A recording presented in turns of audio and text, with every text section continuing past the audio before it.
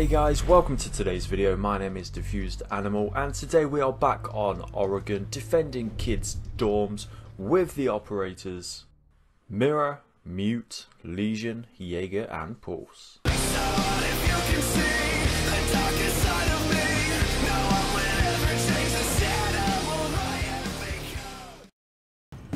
Starting with Mira then, and you're going to start off by shooting the hatch open in big dorms and rotating down to kitchen, where you're going to reinforce the left hand side of the west panel. You're then going to place your first mirror window on said panel before heading back up to the lobby stairs and placing your C4 where the wall joins the ceiling. Now some might say this is a waste of a C4, but I think it's worth it just to make your setup a little bit quicker.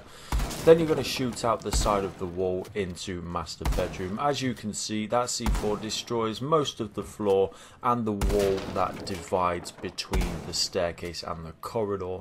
You want to continue shooting the wall into master bed all the way along the bottom before reinforcing the wall on the right hand side and placing your second mirror window. This mirror window wants to be as far right as possible. This is so it cannot be seen from the window over near Armory. Your Armory walls will be reinforced and your attic, and from here you can cover master bedroom, see the top of the stairs and generally hold this area.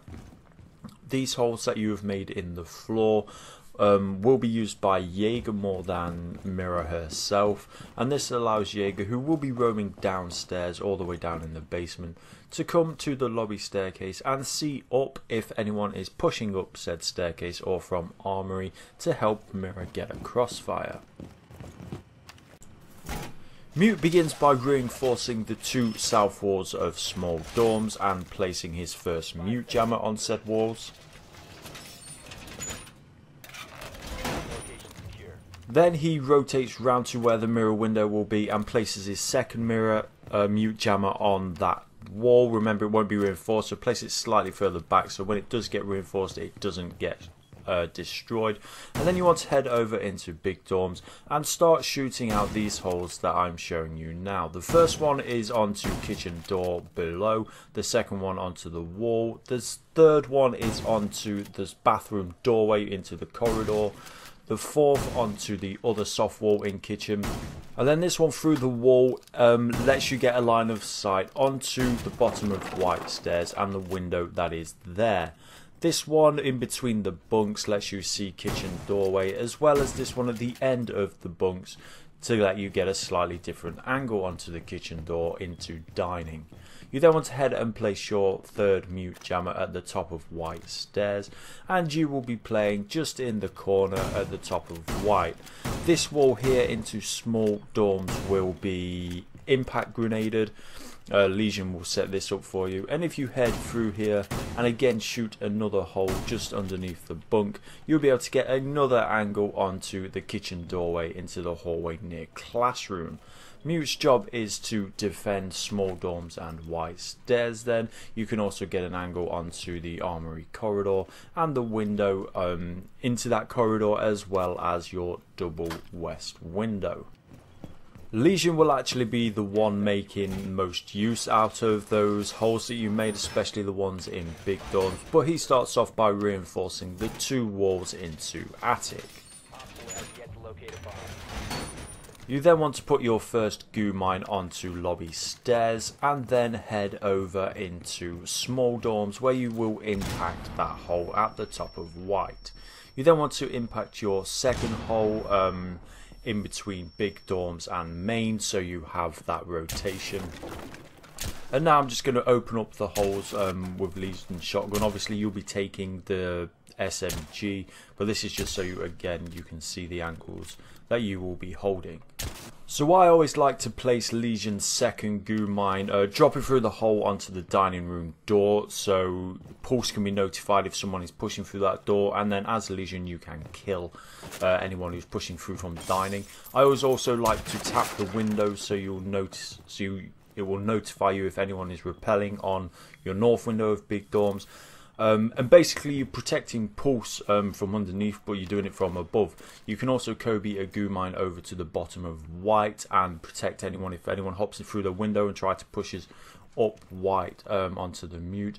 Obviously you're protecting main, and you can Kobe your goo mines from anywhere pretty much here as well. You've got the bomb to hold the angles onto the top of white, and basically just anchor big dorms as you would normally, just with the extra kill holes in the floor.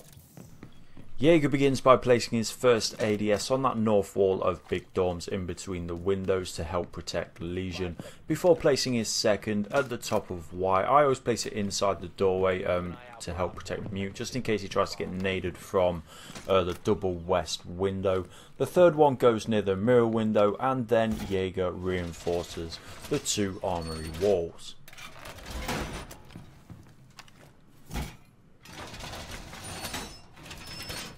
You then want to place your piece of barbed wire over the top of the hole that Mira's made. Obviously make sure she has C4'd it first so it doesn't get destroyed. And then your final piece of barbed wire outside the kitchen doorway in the classroom hall. Like we said at the beginning, Jager will be roaming downstairs. From here he can use those holes in the floor to help Mira out if anyone's pushing armory or lobby stairs.